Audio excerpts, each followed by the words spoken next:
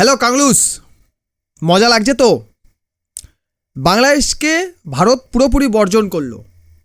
এতদিন বাংলাদেশিরা ভারত বিরোধী স্লোগান লাগাচ্ছিল, কি ভারতীয় পণ্য বয়কট করো, দিল্লি না ঢাকা, আর 7 সিস্টার দখল নেব, এইসব বহু কথা তারা বলছিল। তাদের বিভিন্ন পুচকি আমলারা, নেতারা যারা কোনো দিন খেতে পেত না, সেই সকল মালগুলো হঠাৎ করে রাতারাতি বড়লোক হয়ে গেল এবং ভারত বিরোধী স্লোগান দেওয়া শুরু করলো। এবং ভারত বিরোধী স্লোগানকে কাজে লাগিয়ে তারা আরও ধনী হতে লাগলো, মানে তাদের পাবলিসিটি বেড়ে গেল, পপুলারিটি বেড়ে গেল। কিন্তু আমার মনে একটা প্রশ্ন আসছে যে বাংলাদেশে চলছে ভারত বিরোধী স্লোগান, ভারতকে টুকরো করার কথা বলছে বাংলাদেশি বিভিন্ন নেতা, বিভিন্ন সরকারি আমলা, বিভিন্ন কর্নেল, ওদের যা ছিল আর কি, সেনাকর্মী, সবাই বলছে। এর মধ্যে বিসিসিআই, এখানে আমি বিসিসিআইকেই বলবো যে বিসিসিআই আইপিএলের মতো একটা টুর্নামেন্টের অকশানে, মিনি অকশন যাকে বলি আমরা, সেই মিনি অকশানে বাংলাদেশি প্লেয়ারদের অ্যালাউ কেন করলো? কেন অ্যালাউ করলো? মোট 10 জন প্লেয়ার নাকি অংশগ্রহণ করেছিল। এর মধ্যে মুস্তাফিজুরকে কেকেআর, পশ্চিমবঙ্গের পাশে বাংলাদেশের বর্ডার রয়েছে, যে পশ্চিমবঙ্গের কলকাতা নাইট রাইডার্স বা কেকেআর, তারা কি করলো 9.2 crore, প্রায় $1 million বেশি, $1 million বেশি টাকা দিয়ে মুস্তাফিজুরের মতো একটা প্লেয়ারকে, বাংলাদেশি প্লেয়ারকে কিনে নিল। মুস্তাফিজুর কি একদম মানে বিশাল বড় প্লেয়ার নাকি? আর যদি হয়েও থাকে, আগে দেশ আগে ক্রিকেট কোনটা? এখন বহু মানুষ বলবেন, বিশেষ করে যারা সেকুলার রয়েছেন, তারা বলবেন কি যে খেলাকে রাজনীতি থেকে দূরে রাখা উচিত। একটা কথা মাথায় রাখা উচিত, আজকেই ইউক্রেনে যে সকল মানুষ বাড়ি বানিয়েছিল, মানে তারা সম্পত্তি বানিয়েছিল, বাড়ি বানিয়েছিল, আজ সেগুলো কিন্তু ধ্বংস হয়ে গেছে। কেন হয়ে গেছে? ইউক্রেনে কোনো সেরকম মিলিটারি ছিল না, আর যেটুকু ছিল তাকে সাপোর্ট দিচ্ছিল পশ্চিমা দেশ। কার এগেনস্টে? রাশিয়ার এগেনস্টে। যার কাছে কিছু থাকুক বা না থাকুক সামরিক সরঞ্জাম রয়েছে, যার ফলে যে সকল লোক ইউক্রেনে বাড়ি বানিয়েছিল, সম্পত্তি বানিয়েছিল, সেগুলো ধূলিসাৎ হয়ে গেছে। কাজেই রাষ্ট্র যদি দুর্বল হয়, সেখানে আপনার আমার সম্পত্তির কোনো ভ্যালু নেই। কাজেই রাষ্ট্র আগে না একটা টুর্নামেন্টের একটা প্লেয়ার আগে? কোনটা? বিসিসিআই এর সেক্রেটারি দেবজিৎ সেকিয়া তিনি বলেছেন যে কেকেআরকে অর্ডার দেওয়া হয়েছে ইমিডিয়েট মুস্তাফিজুরকে রিলিজ করতে হবে এবং তার অল্টারনেট হিসাবে একজন প্লেয়ার তারা পেতে পারে। সেটা কেন করেছে? কারণ ভারতীয় ক্রিকেট দর্শকরা, ক্রিকেট প্রেমীরা আন্দোলন করেছিল। কি আন্দোলন করেছিল? যে যদি মুস্তাফিজুরকে খেলানো হয় তাহলে আমরা আইপিএল বর্জন করব। ইভেন শাহরুখ খানকে বহু পলিটিক্যাল নেতা, বহু বিশিষ্টজন হুমকি পর্যন্ত দিয়ে বসেছে। এত কিছু দেখার পর বিসিসিআই কি ভাবলো যে এরকম একটা সিদ্ধান্ত নেওয়া উচিত যে কেকেআর যেন মুস্তাফিজুরকে ছেড়ে দেয়। এটা আগে কেন করলো না? বিসিসিআই এটা আগেও তো করতে পারতো, যে অকশানে বাংলাদেশি প্লেয়ারদের এন্ট্রিটা ব্লক করতে পারতো, যেমন পাকিস্তানিদের করা আছে, যে পাকিস্তানি কোনো প্লেয়ার আইপিএলে অকশানে বা নিলামে অংশগ্রহণ করতে পারবে না। সেটা বাংলাদেশিদের যেন কোনো অ্যাপ্লাই হলো না। যে সকল মানুষ কেকেআরকে দুষছেন যে কেকেআর তুমি কেন মুস্তাফিজুর কিনবে, জবাব চাই, কেকেআর বর্জন করো, বহু কথা বলছে। কেকেআর একটা ফ্র্যাঞ্চাইজি 9 কোটি 20 লক্ষ টাকা দিয়ে মুস্তাফিজুর কিনেছে, যার বেস্ট প্রাইস ছিল 2 কোটি। 2 কোটি টাকা একটা প্লেয়ারকে 9 কোটি 20 লক্ষ টাকা কিনেছে, মানে তাকে অন্য কোনো টিম বিট করেছিল।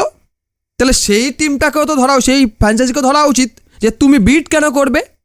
তো তারও তো দোষ রয়েছে। আর সবচেয়ে বড় প্রশ্ন যে আইপিএলের অকশানে মুস্তাফিজের নামটা উঠলো কেন? মানে যিনি অকশানটা অ্যাঙ্কারিং করছিলেন, উনি এই নামটা তুললেন কেন যে মুস্তাফিজুর রহিম বিক্রি আছে, কে কিনবে বলো? এই কথাটা বলবে কেন? এটা একটা বড় প্রশ্ন। মানুষ দেখলাম কে দুষছেন, শাহরুখ খানকে দুষছেন যে সে কেন কিনবে, কিন্তু আমার প্রশ্ন হচ্ছে বিসিসিআই কেন অ্যালাউ করেছে? যে সকল মানুষ ধরুন আইপিএলের প্লেয়ারদের স্যালারি কীভাবে যায়, এই যে বিড হয়, অকশন হয়, সেখানে যেই বিডটা ওঠে, যে দামটা ওঠে, সেই টাকাটা তারা কীভাবে পায় এটা যারা জানেন না তারা বলছেন যে 9 কোটি 20 লক্ষ টাকা চলে গেল, টাকাটা তো কাংড়ুরা পেয়ে গেল। আজ্ঞে না, টাকাটা কাংড়ুরা পায়নি। কেন পায়নি? কারণ আইপিএল শুরু হওয়ার আগে যদি কোনো প্লেয়ার অংশগ্রহণ না করে তাহলে তাকে 1 টাকাও দেওয়া হবে না। যদি সে 2-3টা ম্যাচ খেলতো কিংবা আইপিএল শুরু হওয়ার আগে সে ইনজোর হয়ে যেত, সে প্রেজেন্ট আছে বাট ইনজুরির জন্য সে খেলতে পারছে না, অথবা অসুস্থ হয়ে গেছে বা ইনজোর হয়ে গেছে একটা বললাম, সেক্ষেত্রে সে টাকাটা, বা কোনো প্লেয়ার এক্সপায়ার হয়ে গেছে, সেক্ষেত্রে সে টাকাটা পেয়ে যেত। এবং টাকাটা পেত কীভাবে? 20% বিসিসিআই রাখতো, 20% ওই দেশের বোর্ডকে মানে বিসিবিকে দিত, বাকি ওই দেশে সরকার ট্যাক্স কাটতো, যেটা বাঁচত সেটা সে পেত। এই সিস্টেম। তো যেহেতু মুস্তাফিজুর খেলেনি বা আইপিএল এখন শুরুই হয়নি, সেক্ষেত্রে মুস্তাফিজুর কোনো টাকা পায়নি, ঠিক আছে? কাজে টাকাটা যায়নি, এই টাকা দিয়ে তারা যে কোনো একটা প্লেয়ারকে, ভালো প্লেয়ারকে কিনতে পারে। যেহেতু 9 কোটি 20 লক্ষ টাকা, সে টাকা দিয়ে একটা ভালো প্লেয়ার তারা পেয়ে যাবে। কিন্তু আমার প্রশ্ন হচ্ছে যে এটা বিসিসিআই অ্যালাউ করলো কেন? এবং আমি বাংলাদেশিদের আরেকটা কথা বলতে চাই, এতদিন তারা লাফালাফি করছিল যে আমাদের একটি প্লেয়ার আইপিএলে অংশগ্রহণ করছে, মানে আমাদের একটি প্লেয়ার আইপিএলে চান্স পেয়েছে, কলকাতা টিমে চান্স পেয়েছে।